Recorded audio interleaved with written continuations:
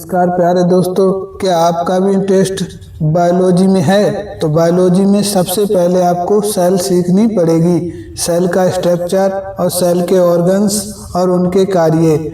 आइए हम सेल के इतिहास के बारे में बात करें तो सेल को सेल क्यों कहा जाता है? सेल शब्द सीलिया शब्द से लिया गया है जिसका अर्थ होता है लिटिल रूम। यानी सेल जो है जब सर्वप्रथम खोजी गई थी, किसने खोजी? रॉबर्ट हुक ने 1665 में खोजी थी। तो इसके आकार को उन्होंने एक छोटे छोटे कमरों जैसा बताया था। इसका अध्ययन साइटोलॉजी कहलाता है। Cell is the structure and functioning unit of life. Cell जो है हमारे शरीर की संरचनात्मक और कार्यात्मक सबसे छोटी इकाई होती है।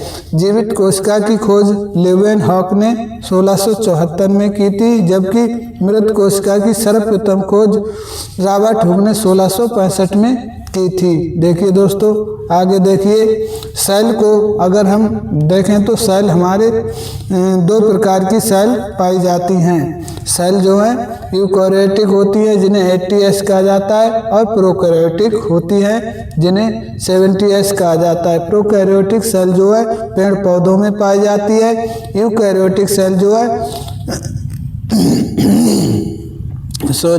यूकैरियोटिक सेल जो है जीव जंतुओं में पाई जाती है।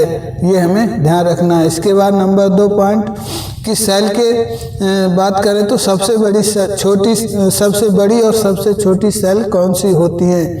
तो सबसे छोटी सेल जो होती हैं ये हमारी माइकोप्लाज्मा होती है। अगर हम मनुष्यों में बात करें तो मानव में सबसे छोटी सेल स्पर्म मानी गई है।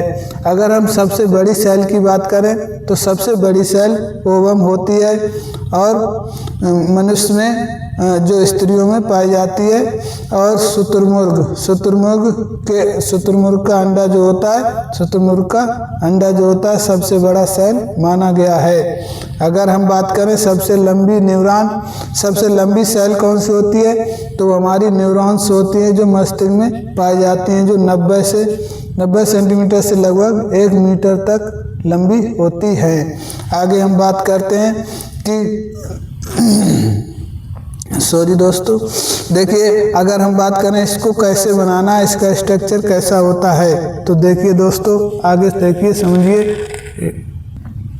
अगर हम इसके स्ट्रक्चर की बात करें तो इसके सबसे पहले ये जो हमारी सेल होती है इसके चारों तरफ डबल मेम्ब्रेन पाई जाती है, जिसे हम सेल मेम्ब्रेन कहते हैं। सेल मेम्ब्रेन का मुख्य कार्य जो होता है, एक झिल्ली होती है सेल मेम्ब्रेन, जो पदार्थों के आवागमन पर नियंत्रण रखती है। सेल का मुख्य कार्य क्या होता है? जो आवश्यक पदार्थ होते हैं उन्हें अंदर आने देती है, और जो अनावश्यक पदार्थ होते हैं उन्हें बाहर रहने देती है, यानी उन्हें अंदर प्रवेश नहीं मिलता है। इसके बाद अगर हम बात करें तो जो हमारी सेल मेम्ब्रेन होती है ये प्रोटीन व लिपिड की बनी हुई होती है। इसके बाद बात करें सेल मेम्ब्रेन के अंदर जो पाया जाता है उसे प्रोटोप्लाज्मा कहते हैं। प्रोटोप्लाज्मा ये सभी तत्व और सभी सेल के ऑर्गन्स हैं जो सेल के अंदर पाए जाते हैं। इसमें न्यूक्लियस, माइटोकॉन्ड्रिया,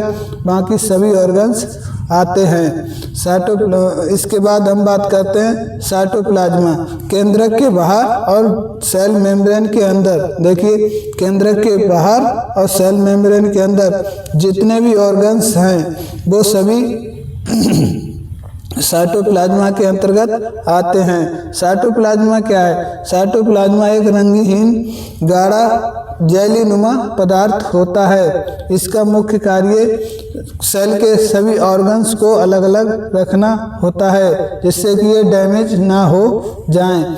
आगे बात करते हैं हम माइटोकॉन्ड्रिया। ये हमारी माइटोकॉन्ड्रिया है। माइटोकॉन्ड्रिया का मुख्य कार्य क्या होता है? इसका मुख्य कार्य ऑक्सीजन की उपस्थिति में, O2 की उपस्थिति में ऊर्जा बनाना होता है। ठीक है। ये एरोबिक ऊर्जा का निर्माण करती है। अगर इसके उपनाम की बात करें तो यह इसके उपनाम ATP mill, bioblast, power house of cell और ऊर्जा गृह भी इसे कहा जाता है, क्योंकि इसका मुख्य कार्य ऊर्जा का निर्माण करना होता है। अगर और इसके बाद हम बात करते हैं गोल्जी बॉडी। गोल्जी बॉडी का, ये हमारी गोल्जी बॉडी हैं, इनका मुख्य कार्य क्या होता है? तो गोल्जी बॉडी का मुख्य कार्य जो होता है, ये पदार्थों का आवागमन को नियंत्रण करती है। जैसी आवश्यकता जहाँ होती है ये उस पदार्थ को वहाँ तक ले जाकर छोड़ती है। देखिए दोस्तों, आगे अगर हम बात करें तो इसके उपनाम कोशिका की ट्रैफिक पुलिस भी इसे कहा जाता है। जैसे कि ट्रैफिक पुलिस का मुख्य कार्य होता है सिग्नल के दौरान सभी को कंट्रोल करना, ठीक है। ऐसे ही जो हमारी गोल्जी बॉडी है ये सभी ऑर्गन्स के कार्यों को देखा वाली करती है। गोल्जी बॉडी को कोशिका की ट्रैफिक पुलिस भी कहा जाता है। इसके बाद इसका मुख्य कार्य कार्बोहाइड्रेट और वसा का पाचन करना होता है। अब अगला अंग की बात करें जो हमारा होता है लाइसोसोम। क्या?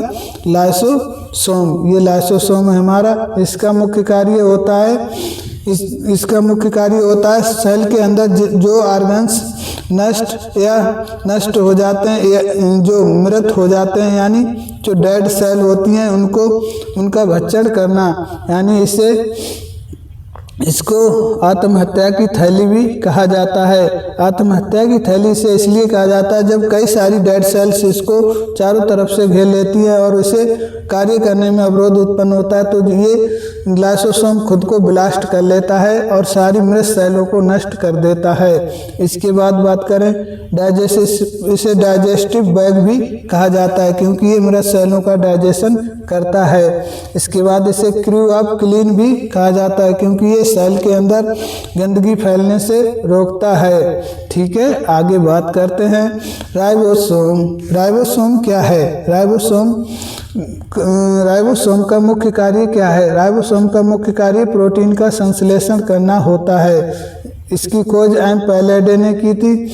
इसे प्रोटीन फैक्ट्री भी कहा जाता है। किसको? राइबोसोम को। अब हम बात करते हैं एंडोप्लाज्मिक रेटिकुलम। ये हमारे न्यूक्लियस के चारों तरफ चिपके रहते हैं। ये हमारा एंडोप्लाज्मिक रेटिकुलम दो प्रकार का होता है, एक होता है रफ, एक होता है स्मूथ। रफ एंडोप्लाज्मिक रेटिकुलम के चारों तरफ राइबोसोम चिपके रहते हैं, इसलिए इसे रफ या खुरदरा एंडोप्लाज्मिक रेटिकुलम भी कहते हैं। इसका मुख्य कार्य प्रोटीन का संश्लेषण करना होता है।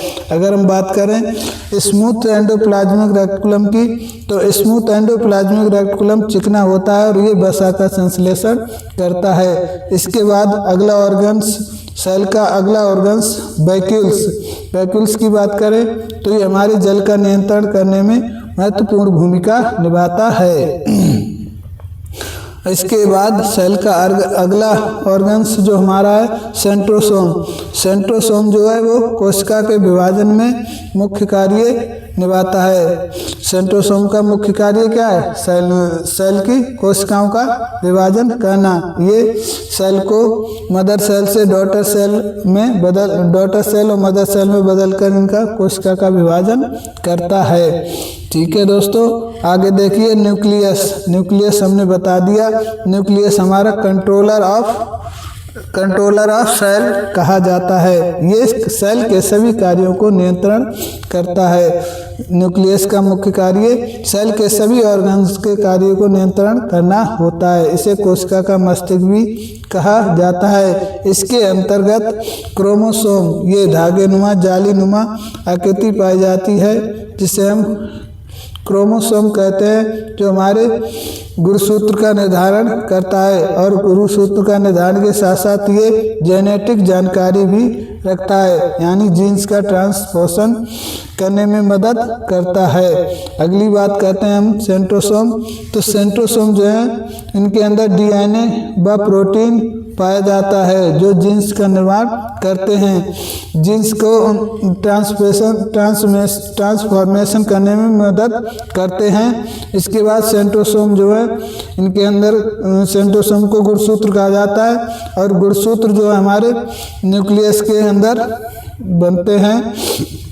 और ये गुणसूत्र की बात करें तो ये कुल कितने होते हैं, तो गुणसूत्र हमारे कुल 23 जोड़ी होते हैं। इनमें से 22 जोड़ी हमारे ऑटोसोम होते हैं और 1 जोड़ी ऑलोसोम होते हैं।